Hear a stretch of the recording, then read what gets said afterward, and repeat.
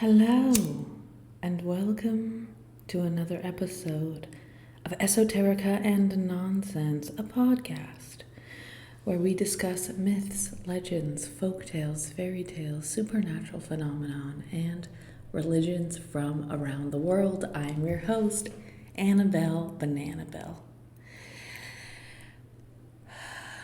It is another day here on planet Earth. We're all doing our best. We're all trying to stay in high spirits as we watch the patriarchy seemingly ruin everything.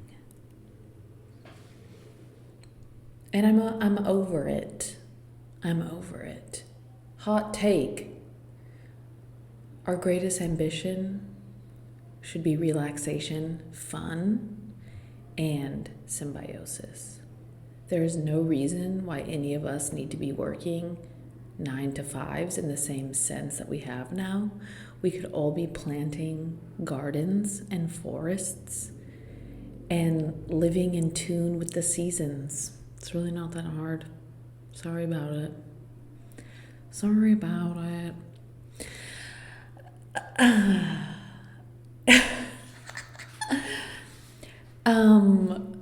Sometimes I just feel like a little loop-de-loop. Well, today I'm very excited. Today we are going to talk about the legend of Inanna's descent into the underworld and the legend of Persephone and her descent into the underworld. How are they similar? How are they different? What do these stories mean? What are they getting at? Also, I want to have an honorable mention to a fan of the podcast who reached out to me. Actually, wait, let me get my phone. I wanna shout them out properly.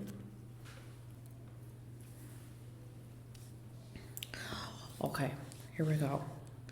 Have my phone out. We're gonna go into my email. I got the cutest email of all time. I literally, it made me cry. I read it in the grocery store.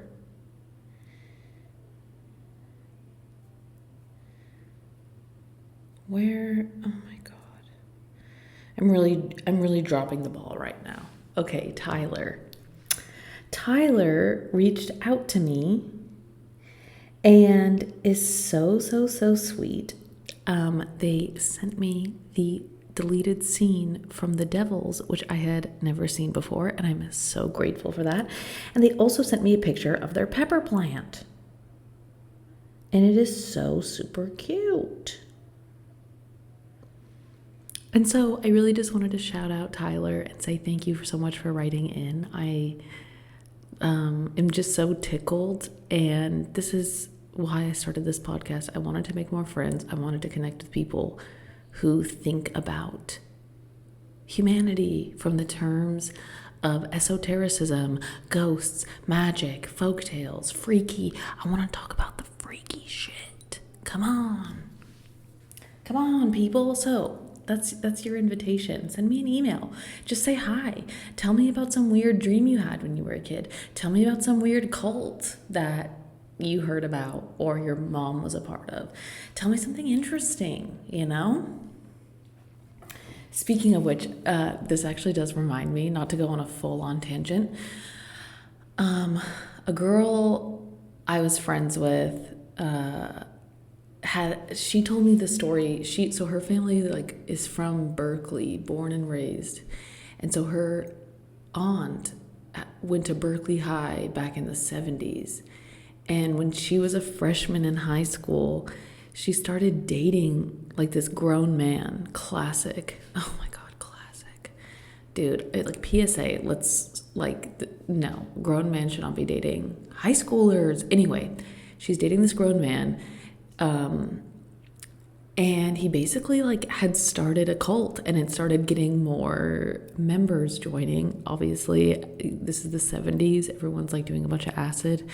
Everyone doesn't need an excuse to just do acid in the woods or whatever. So she fully drops out of high school. She's 15, drops out of high school, goes and moves on this commune somewhere in NorCal with this guy.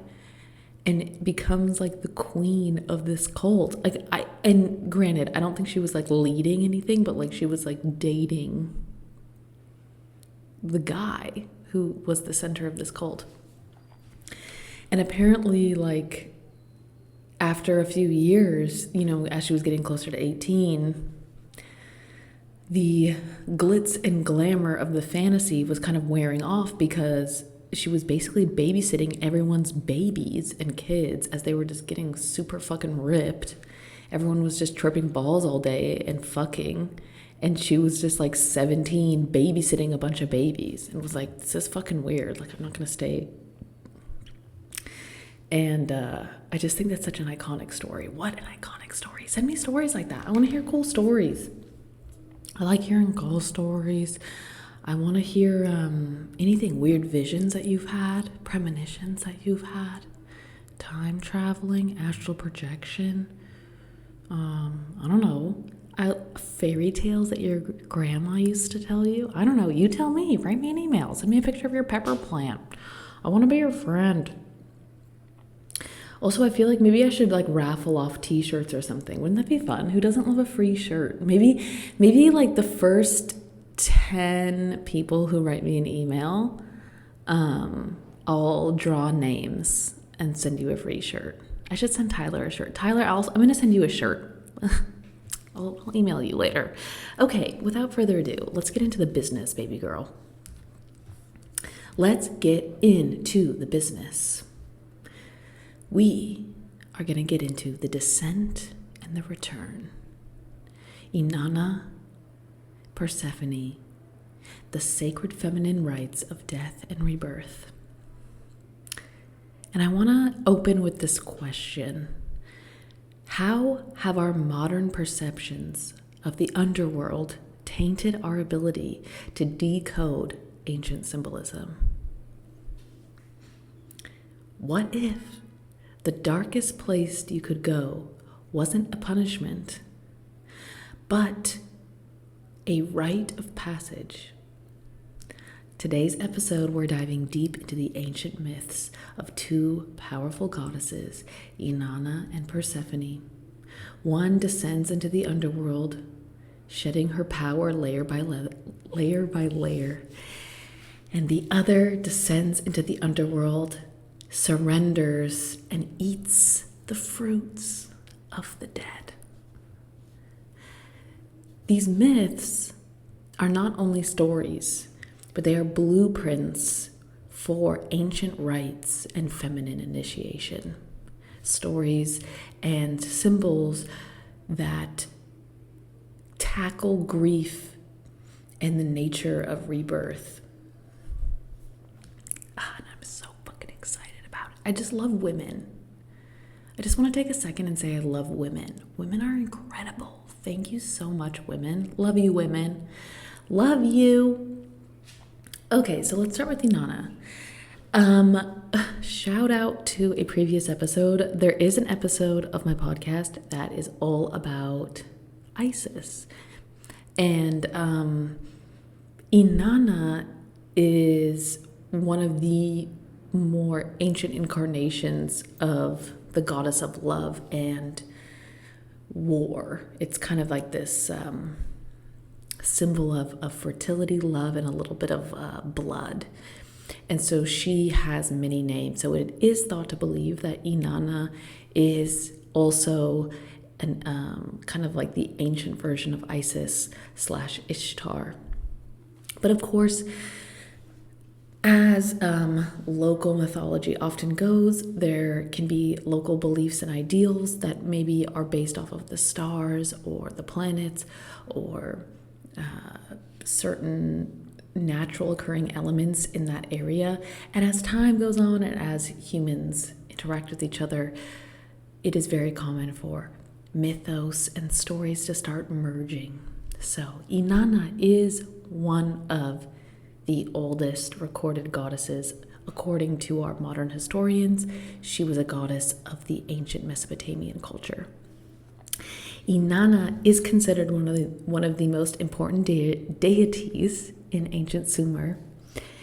And again, a little refresher that ancient Sumeria is now, well, I feel like I'm saying that weird. Ancient Sumeria, or Sumer, right? Do you say, I feel like you say Sumeria, right? Yeah. Ancient Sumeria is located in what is now considered modern day Iraq. So some of the earliest recordings of Inanna are from 4000 BC, which means it's like 6,000 years ago. That's quite a long time. She is associated with love, beauty, sex, justice, war, blood, aka my twin. And she's also known to hold immense cosmic power. A lot of modern day historians assume that Inanna is actually an allegory for the planet of Venus. And we're going to get into that in a bit. The story of Inanna's descent into the underworld represents a spiritual initiation, a sacred death and rebirth cycle. And this possibly could also be an allegory and or blueprint which would inspire a lot of like, quote, shamanic rituals that women would go through in the ancient world. Now, I feel like I'm a broken record, but I just have to say this again. I kind of can't stand the term shamanic. And obviously, English is a very... English is a very... I have a lot of problems with the language of English, mostly because English has been engineered as not only a colonizer language, but also a slave language. A lot of the words that we use in English don't reflect the root meaning and or, I'm kind of getting off track, but let's just talk about shamanic. The word shaman comes from a word saman, which was a recorded word from, I believe, Dutch travelers that were traveling through Mongolia and meeting with tribes of Mongolia and Russia. And in these tribes, they had seers, medicine men, whatever you want to call them. And their specific word for them was saman or something similar. And these Dutch travelers wrote it down as saman. And then as their papers were read, it became very common for people to start using this term as a blanket term for any culture that did any kind of spiritual rites. So I'm going to say it once, I'm going to say it again, I will never stop saying it. The word shaman and shamanic is a little bit reductive and frustrating for me, but take what you will from that. Take what you will. I mean, English, I feel like if we play this game, every word in English is basically the same story. So, I mean, maybe I'm just ice skating up a hill. So, one other aspect of our girl, Inanna, is that she is often associated with the moon and considered to be a lunar goddess. She embodies the waning moon and dark moon phases because she is associated with disappearance into the underworld. So let's get into the story, shall we? I'm going to burn some more Palo Santo because I really want to set the vibe. You should burn some Palo Santo with me. It just smells so good. It's like a blanket for your nostrils. Dude, it's just so good. Once I did mushrooms, and I think I had a whole pack of Palo Santo, and I just never stopped burning it. I burnt so much Palo Santo, and it was almost like I was smoking the Palo Santo. Oh my God, wow. Okay, let's get into it. So, preface. There are a few different versions of the story of Inanna. But we're going to be focusing on the Sumerian version. One, because it's the oldest. Two, because it's kind of like the most well documented. And just for simplicity's sake, we're just going to stick with this version. So, reminder that In the ancient Sumerian culture, the underworld was known as Kur. Kur. So, Kur was ruled by a goddess named Ereshkigal. And Ereshkigal is actually the sister of Inanna. Okay? So, as the story goes, Inanna decides to visit her sister, Ereshkigal, who is the goddess of the underworld. The ancient texts never explicitly state why she is going. Some versions claim that her sister Ereshkigal was lonely and longed for company. Other versions say that perhaps their older sister died, which is why Inanna wants to go visit her sister, or perhaps even Ereshkigal's husband died. Regardless, Inanna decides to descend into the underworld to visit her sister.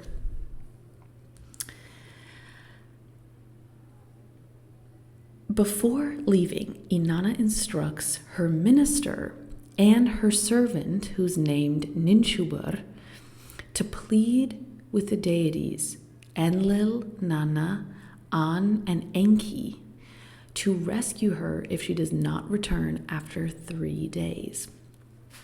Now, all of these are like really famous Anunnaki who are both the quote-unquote gods of the ancient Sumerian and Mesopotamian religions, and they are also the notorious aliens.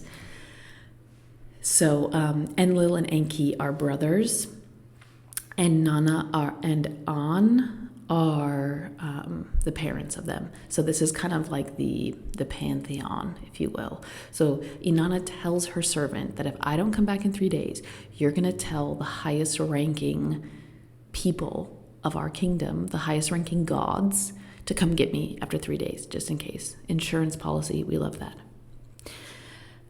The laws of the underworld dictated that with the exception of appointed messengers, anyone who is to enter the underworld may never leave it. So Inanna prepares for her descent, and she dresses elaborately for her visit with her sister. She puts on a turban, she wears a wig, she wears a necklace of lapis lazuli, and she wears a bunch of beads, and she wears what is known as a pala dress, which is a garment of high status. She wears mascara, and she wears a golden ring, and she carries a scepter of lapis lazuli. Oh my God, this outfit is a 10 out of 10. So, Inanna proceeds to the gates of the underworld, and she knocks. She demands to be let in. The gatekeeper, who is named Neti, asks her why she has come. Inanna tells them that she wishes to attend the funeral of Gugalana, who is the husband of her sister Ereshkigal. So, the servant Neti goes and reports to the goddess of the underworld herself, Ereshkigal. And in response, she tells him, bolt the 7 gates of the underworld. And then, one by one, open each gate just a crack and let Inanna enter. However, as she enters, have her remove her royal garments one by one. So, oh my God, this is so good. Actually, before we get into it, let's take a quick break. Hello, traveler. Have you forgotten that you are an incredible, one-of-a-kind pepper? There is no one on planet Earth like you. Do you know how incredible that is? Never forget it. It might take time. It might take practice, but whatever your dreams are, you can attain them. Yes, you can, and you know that it's true. I believe in you. I'm so proud of you. One step at a time, and you're gonna make it. Oh yeah, baby, just as the story is getting good. So, Inanna is now at the first gate and like peeling away armor to her core self, as if she's stripping away her ego, identity, and status. She is instructed one by one to remove a piece of her clothing. It's like strip poker. So at the first gate, she is told to give in her scepter of lapis lazuli. Interestingly, though, some versions say that she actually gives up her crown. But I do think that regardless if it's a crown or a scepter, I actually think that it's an allegory for the crown chakra. It's a symbol of like your nobility and like this it's stripping you away, right? Okay, so gate number 1, she gives up her crown and or her scepter of lapis lazuli. She's giving up her symbol of divine authority and connection to the heavens. She is surrendering her celestial identity. Then at the second gate, Neti instructs her to give up her royal necklace, the symbol of her status and power. You can also think about this as being her third eye chakra. Then she is instructed at the third gate to give up her double strand of beads and her breastplate, the protection over her heart tied to her willpower and sexuality. Really kind of like giving up the vulnerability of heart and desire, which could be the throat chakra.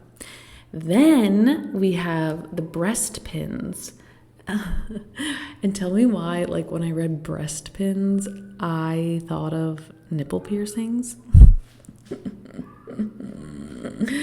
But most likely, I think a breast pin are like metal appendages that you would use to like clasp your dress closed or like your robes closed, like some kind of giant safety pin type of idea. By giving up her breast pins, she's giving up the closure of her clothing, the release of vanity and attachment to our personal appearance. And you could consider that to be the heart chakra. Then finally, she gives up her belt of lapis lazuli, which would be the solar plexus chakra. This would be the symbol of fertility, authority over life and death, surrendering the reproductive and creative control. Then at the sixth gate, she gives up her bracelet, which I think is very interesting. I'm superimposing this chakra analogy over this, right? But I would think of something different, but the arms are kind of your tools of autonomy. So I do think that it's interesting that those are second to last. By giving up her bracelets at the sixth gate, which in my analogy would be the second chakra, these are the adornments of status, strength, magic. This would be giving up and yielding of personal power and magic. I guess, though, it does make me think, because the second chakra does have a lot to do with your relation to others. And in Indian culture, for example, bangles are a symbol of marriage. So instead of a wedding ring, you would wear a bindi and your bangles to symbolize marriage. So maybe that really does kind of tie in very nicely. And then lastly, at the seventh gate, the last thing that Inanna had to give up was her robe, her actual clothes, which would also be an allegory for her identity, her nobility in general, her final layer of power, prestige, and identity, a complete ego death. And with that, Inanna enters the underworld completely naked, symbolically reborn as nothing, as no one. So, once inside the seven gates, Ereshkigal, who is her sister of darkness, judges her and strikes her dead. And she is then hung on a hook. The corpse of Inanna is hung from a hook. That's fucking brutal. So, of course, if you remember, Inanna had told her servant, Ninshubar, to wait 3 days and 3 nights, and if they hadn't heard from her, to go seek help. Remember that? Remember that caveat? Well, Ninshubur is loyal. And Ninshubur waited for 3 days and 3 nights to pass. And sure enough, no sign from Inanna. So Ninshubur goes to the temples of Enlil, of Nanna, of An, and Enki, and he pleads with each of them to rescue Inanna. No one gives a fuck. But Enki decides to help. He's deeply troubled, and he decides to help dear Inanna, which checks out. We fucking love Enki. Enki's hella lit. Enki is most likely what we consider to be Capricorn. He is like a mad scientist character. He lives under the ocean. He is the member of the Anunnaki who most likely molded humans out of clay, aka out of like natural material. So anyway, so Enki decides to help, and he creates 2 sexless, or I guess like non-gender conforming beings. They're almost like little fairy creatures, and he names them Galatura and Kurjara, and he molds their bodies from the dirt from underneath his fingernails. What? Like, how fun is that? See, Enki is so much fun. Like, yeah, let's help Inanna. I'm gonna just take dirt from my fingernails and make little fairies. Like, yes, this is the kind of content I want. Write in about content like this. Okay, so Enki instructs the 2 little fairies, Galatura and Kurjara, to appease Ereshkigal, the goddess of the underworld. And when she eventually asks them what they want, they are to ask for the corpse of Inanna.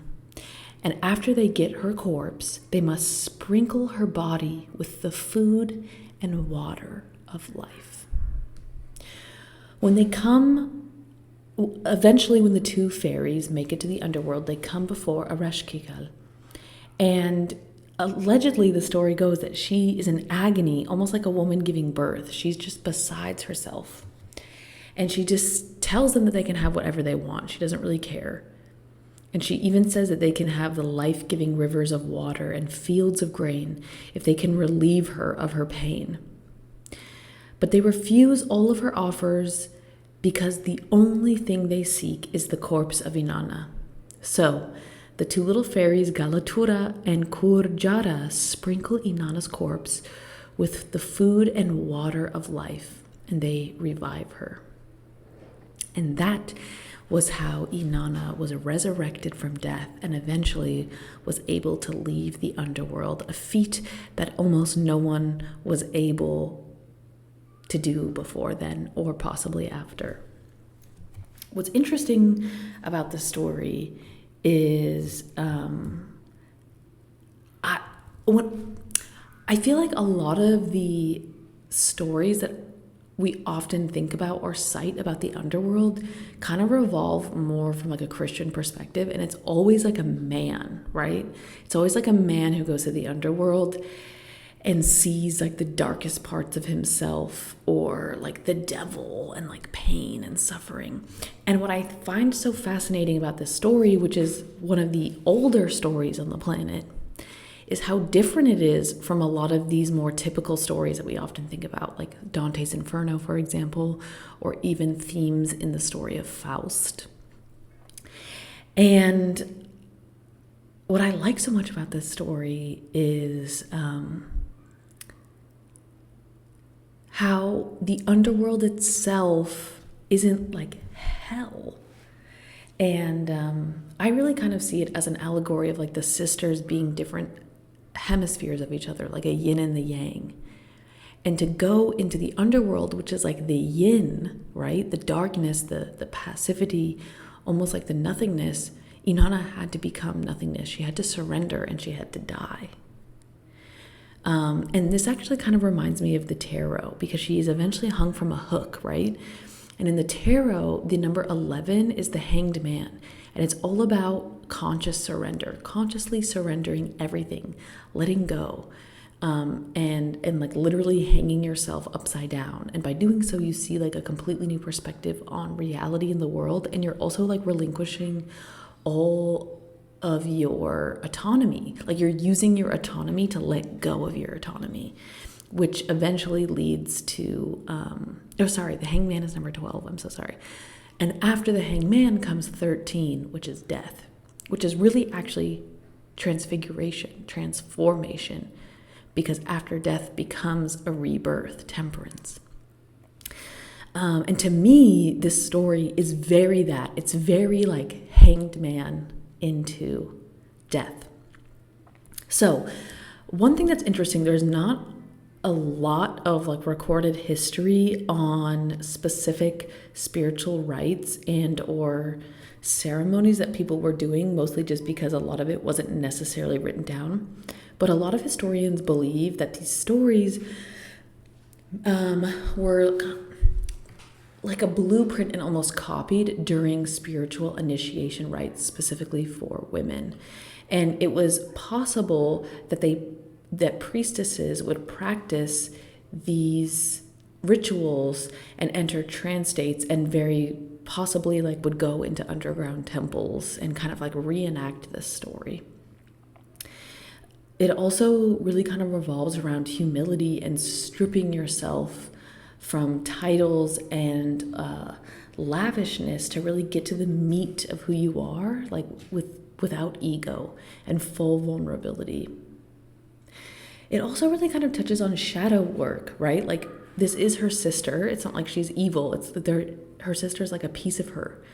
She lives in the darkness. And like the other thing I think is so interesting too is like they're starting to discover so many more underground cities all throughout the Eastern Mediterranean and the Middle East. And so like, what if this also was a story about like during the colder times of year going to live underground? Like, what if they lived above ground in the summer and in the winter time went below ground?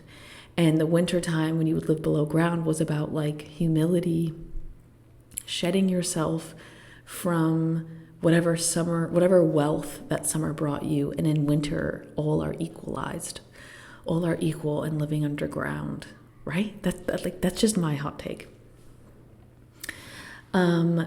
Obviously, a lot of historians really just associate this with being an allegory for the seasons and why the seasons change. The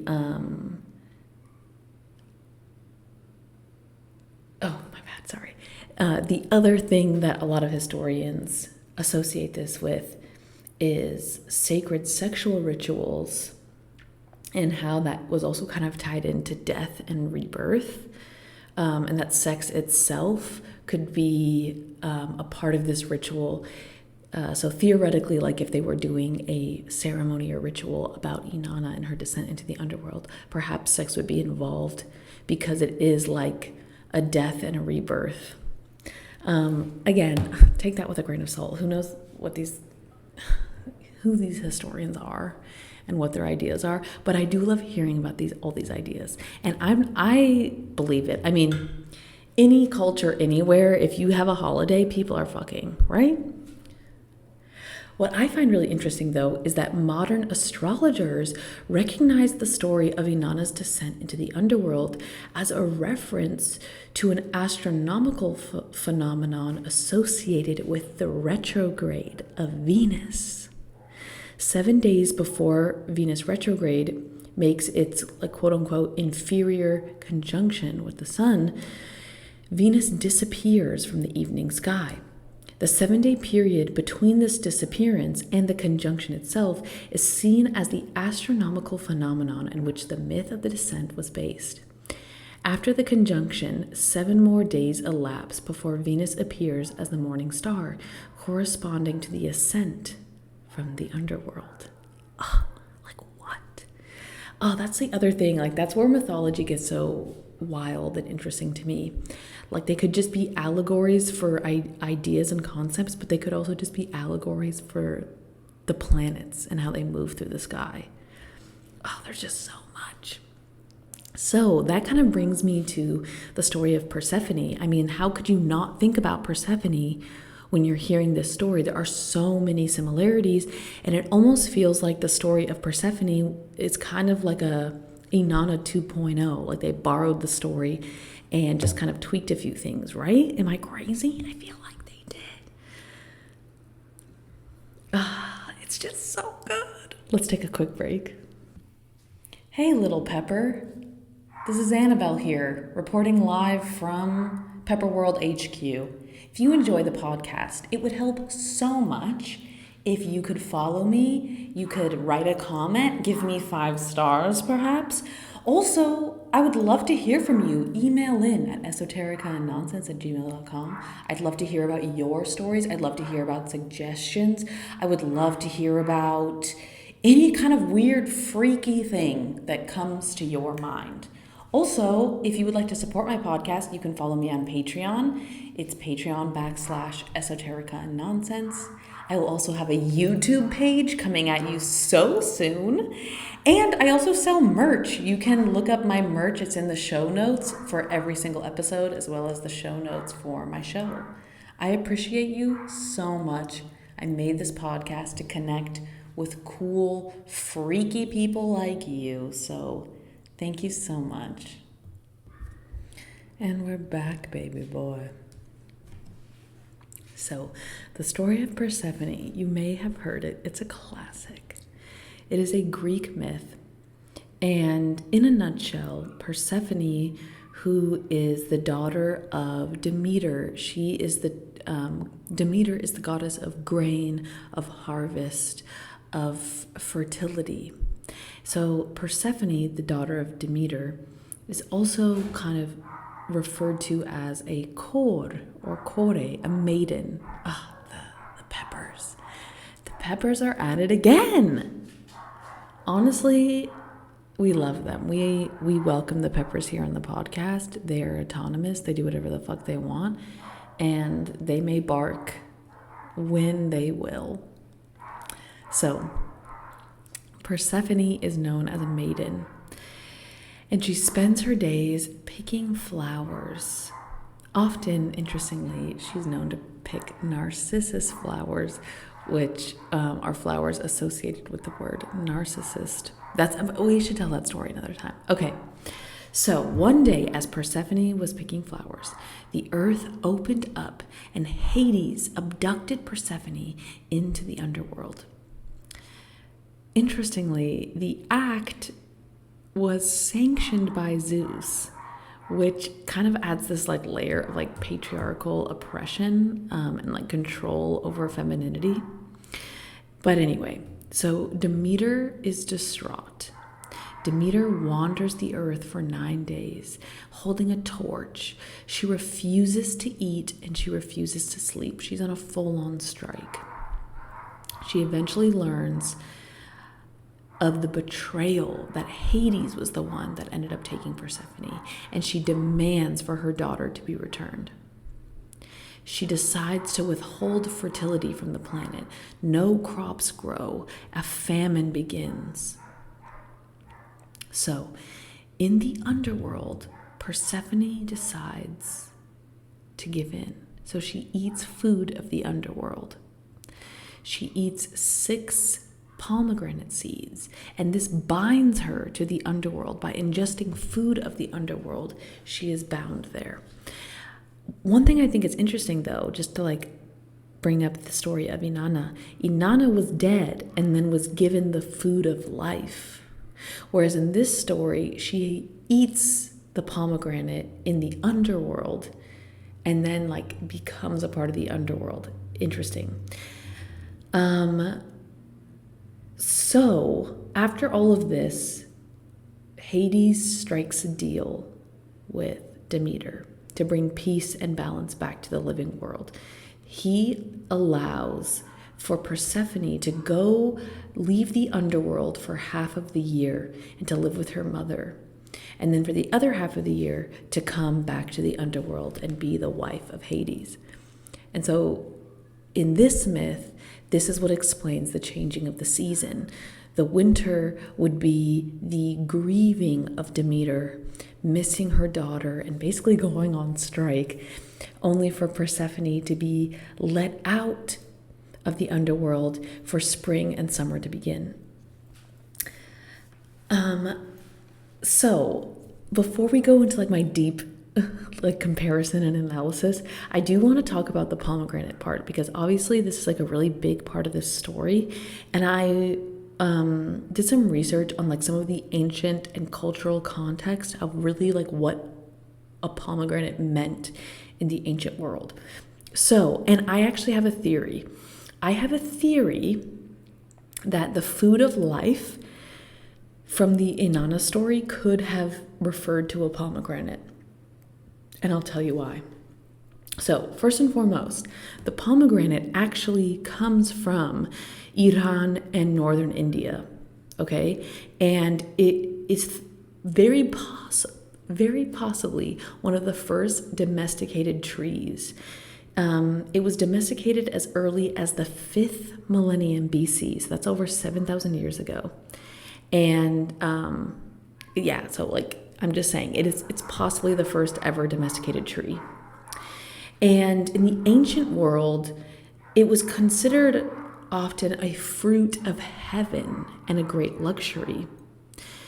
In ancient Iran, it was believed that pomegranates grew from places where the blood of Siavash had been spilled. Siavash was a man and or demigod who was known for being an innocent and having like a pure spirit. So it is believed that like pomegranates grew from places where he had spilled blood. So I just think that's really interesting, right? Like that would kind of make it a fruit of life if it's like springing from blood. Obviously, as far as the ancient world, as far back as the ancient world, pomegranates have been associated with blood, they've been associated with fertility, and they've been associated with life. What I also find really interesting is that in the ancient world, specifically in ancient Sumeria, the leaves of the pomegranates were used in fire temples during ceremonies, and the fruit was often eaten during weddings to ensure a healthy future and family. Also, there was a famous holiday known as Yalda, which was a ceremony at night in ancient Iran. And this was basically the winter solstice. People would eat pomegranates to celebrate the victory of light over darkness. Like, is this not reminding you of the story of Inanna/Persephone? What if the food of life was in fact a pomegranate? And like, what if the story of Persephone is just the same story retold slightly differently, right? Just saying. Okay. The other thing I found really interesting as well is that in ancient Greece, some believed that the pomegranate was actually the fruit of the dead. And they also believed that pomegranates grew from places where Adonis had shed blood. Right? Isn't this weird? I just find this stuff so interesting. I find this stuff so interesting. Especially just like the idea of life and death. I have this like thought. I think about this a lot. Like the idea, basically our modern ideas of death can change how we interpret ancient symbology and storytelling. And I guess this is true for everything. Our modern beliefs shape our reality, and I think it makes it hard for us to interpret ancient stories. Even if like word for word is literally translated, we might not understand the context, right? So like, for example, in ancient Greece, if they consider pomegranates to be the fruit of the dead, what if it's actually about like blood and blood bringing rebirth? And so it's like about death and rebirth. You know what I'm saying? The reason why I think about this is because I remember when I was in India and I was learning about Shiva, and I was like, I like loved learning about Shiva, but I was taken aback by how their interpretation of death and destruction was so much different than ours. Like Shiva is like a really like the god of rebirth, but they don't say that. He's like the god of death and destruction, but it's actually like a gift and a natural part of the cycle, and really the destruction is the rebirth.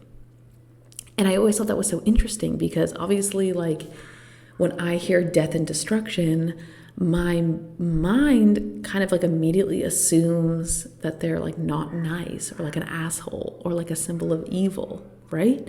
But no, not at all. Like, Shiva is actually like incredibly patient and gentle and kind. And Shiva smokes weed, because it's like such a great burden to have to be the god of destruction. So he smokes weed to like stay relaxed. Like, what? And so anyway, my point is, like, I think about this a lot when I'm hearing ancient stories and folk tales and myths, because even if we're getting information that's accurate, our interpretation of that information could be inaccurate, right? So, another fun fact about pomegranates is that according to some Jewish scholars, the pomegranate was the original forbidden fruit in the Garden of Eden. Now, I don't really know a lot about like Aramaic and or like the Hebrew language, but I do know that in like the word pomegranate basically means like apple grenade. Palm means apple, and like granada means grenade. So pomegranate kind of means like an explosive apple. And so my point is, like, who's to say how they originally translated the original scriptures, because perhaps they could have been referring to a pomegranate. Perhaps not, perhaps it was an apple. Who am I to say? But I do think it's interesting that some scholars believe that. Another interesting fact about pomegranates is that in the Book of Kings, in the Bible, they describe 2 pillars in front of the Temple of Solomon. And in these 2 pillars, they were both engraved with pomegranates. And it is said that King Solomon had his crown designed to look like the little crown on top of a pomegranate. How cute is that? I just love that.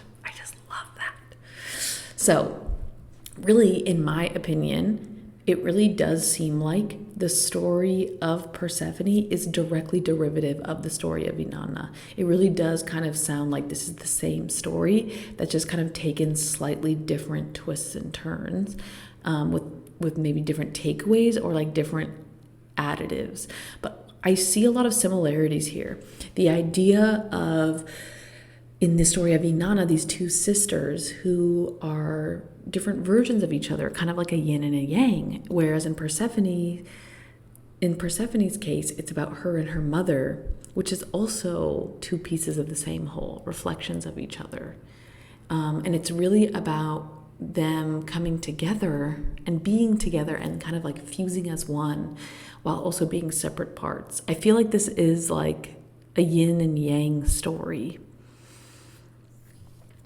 Okay, so this brings us to the Eleusinian mysteries. These were the sacred rites and spiritual rites practiced around the mythos of Persephone. So these ceremonies were held annually in Eleusis near Athens, and this was like a thing for over 1,000 years. So people would travel to Eleusis, and both men and women would come, both Greek people and foreigners.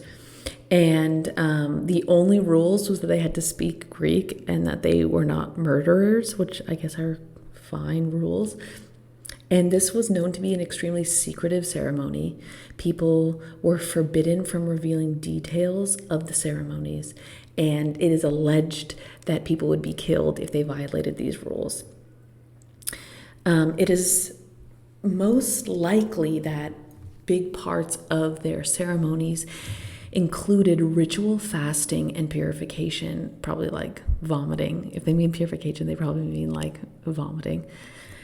Torch-lit processions. They may have done reenactments of the descent and return of Persephone, and the ritual use of a psychoactive barley drink known as kykeon, which is kind of interesting because I know that acid is derived from mold that grows on wheat. So if this is a psychoactive drug and it's derived from barley, I'm assuming that this may have like some kind of acid effect. So people are basically fucking dropping acid. It's sick as fuck. Really, it is thought that these ceremonies were really like a symbolic death experience, and people would have visions of rebirth and or the afterlife, and their goal was really to spiritually transform and perhaps obtain immortality. Sadly, there isn't a lot of information on the Eleusinian mysteries, and that's kind of why they're called the Eleusinian mysteries.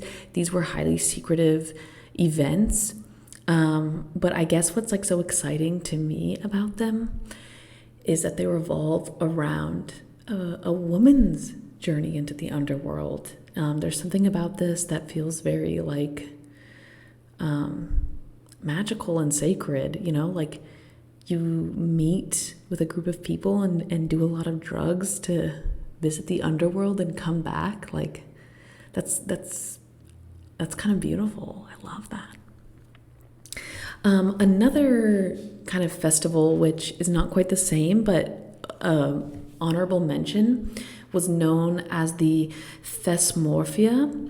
And this was a 3-day fertility festival held exclusively for women. Sign me up. This festival honored Demeter and Persephone as bringers of fertility. They would often bury old dead piglets and would offer phallic objects in underground pits. As a symbol of both decay and rebirth, like kind of like re-fertilizing old dead things.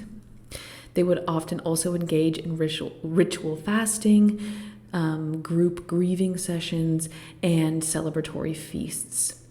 And this 3-day festival served as initiation rites for married women and priestesses. How beautiful is that? That's actually so beautiful. I want to do something like this. Ultimately, what these two stories have in common, though, which I really find so interesting, is this concept of the feminine descent into the darkness.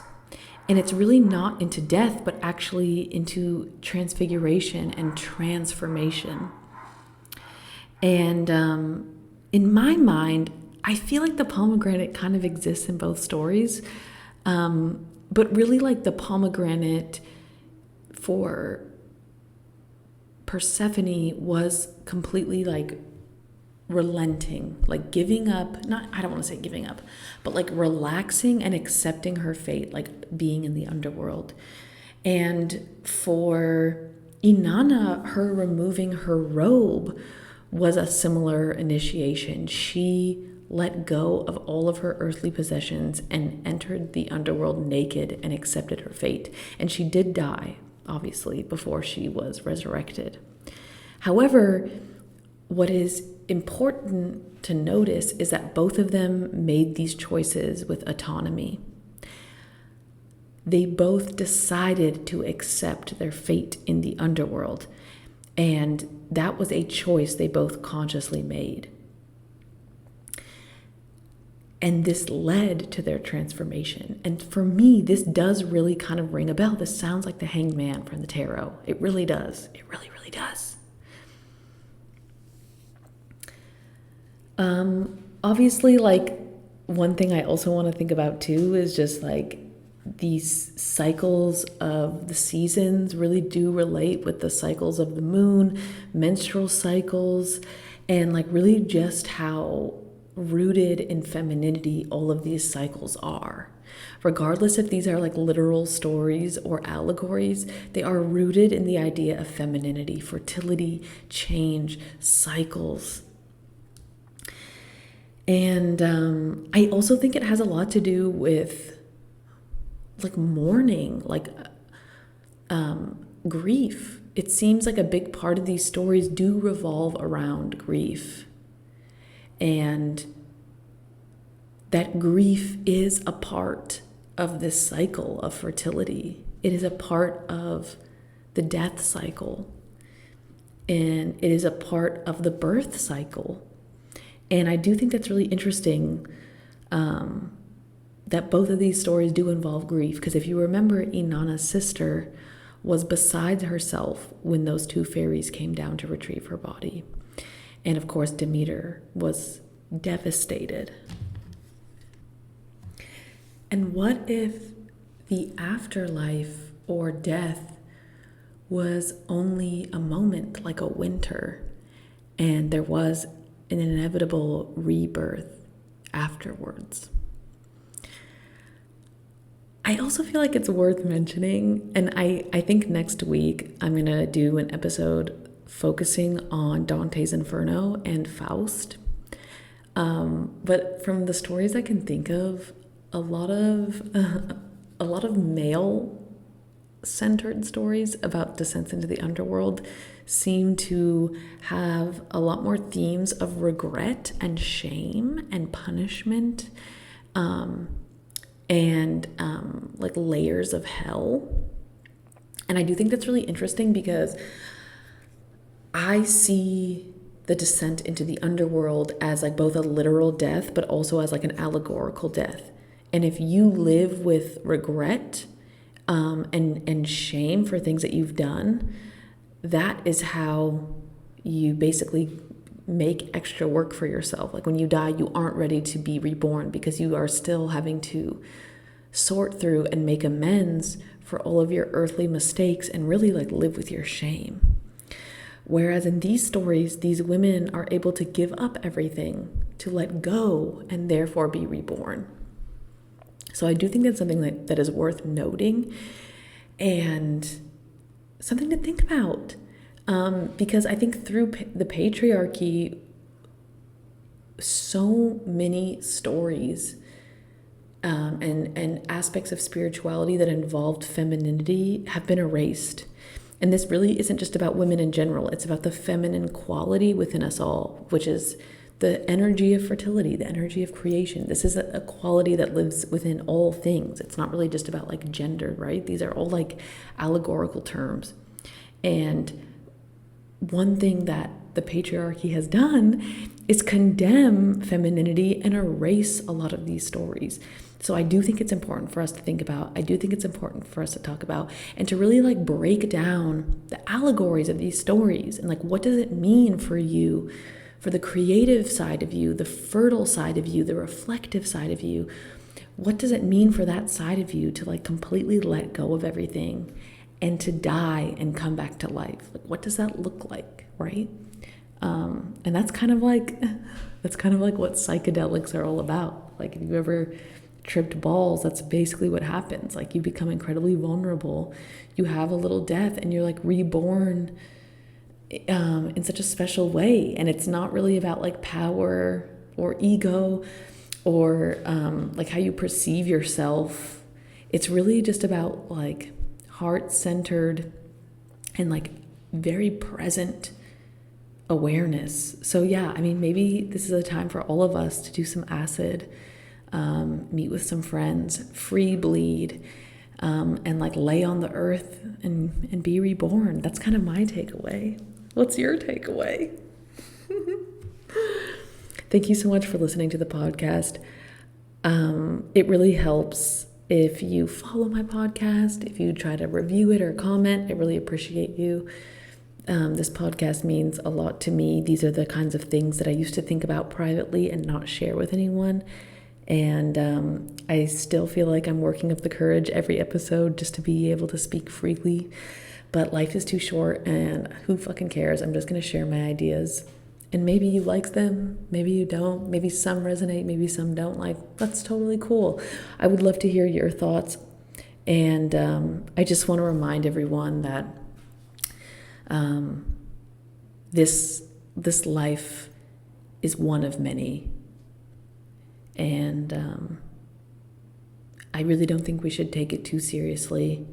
I think that life is supposed to be enjoyed and it's supposed to be fun. And I think if we can all do better at being kind to ourselves, it will be a lot easier to be kind to each other. And I do believe that it is possible, some way, somehow, for humanity to end its cycle of self-destruction and self-exploitation. It doesn't have to be this way. And with that, I will let you go. I'm sending you so much love. I'm sending you a hug. Bye for now. Over and out.